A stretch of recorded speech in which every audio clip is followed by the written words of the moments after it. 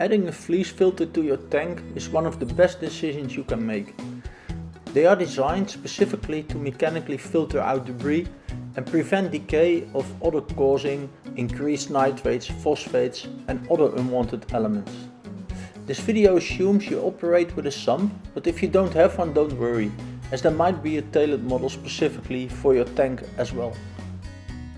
There are several manufacturers who create solid fleece filters, and some of these models are even connected to your home network, making it possible to report on performance and service needs. But in the basics, they are all alike. Now let's take a look how we can incorporate a Theiling fleece filter system into an existing sump.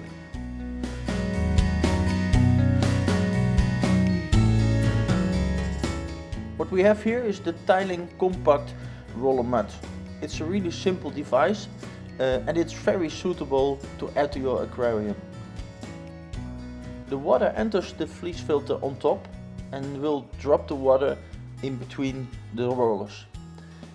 The water itself then should actually penetrate the fleece into the sump so that debris can be caught into the fleece. When the fleece is saturated, it will automatically initiate a cleaning cycle.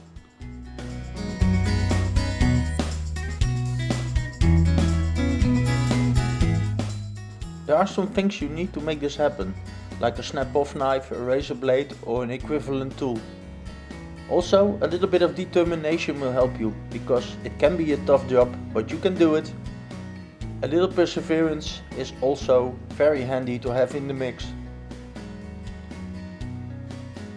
And if that doesn't help, then make sure that your first aid kit is where you can reach it.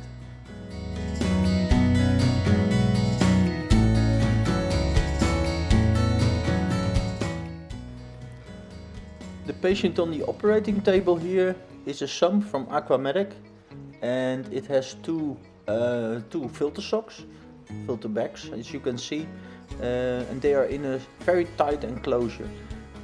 You can see the glass, that it's actually limiting the space where we can put in a fleece filter. So what we're going to do is remove this and we're going to make more space by eliminating some glass, by cutting away the specific silicone that has been used to put the glass in. So that's what we're going to see right now.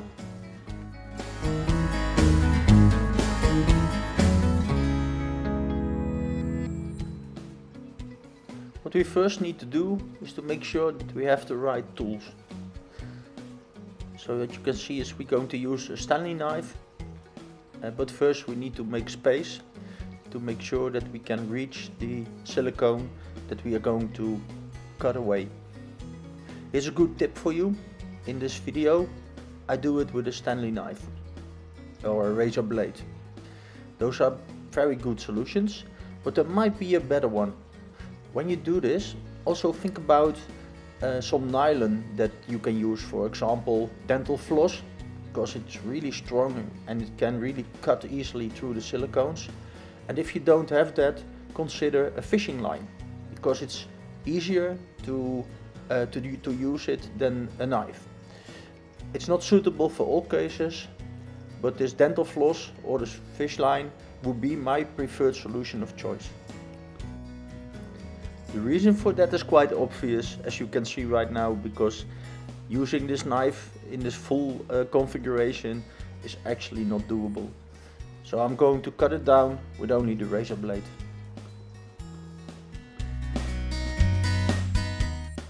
While you are waiting for this masterpiece, please subscribe. Just make sure that you cut the silicone as much as you can. Although you're working with glass, you don't have to be really careful here, because the glass itself is quite strong.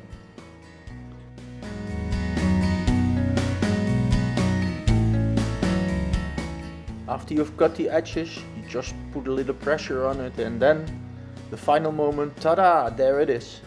You can take it out and you've done it.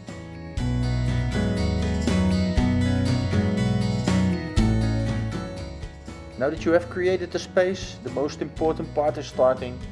fitting your fleece filter.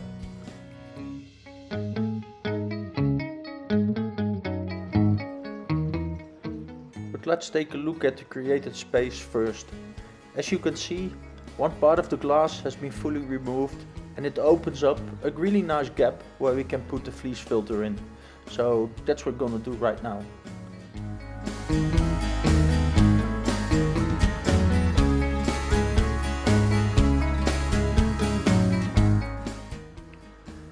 Yep, this is the exciting part. There's the filter.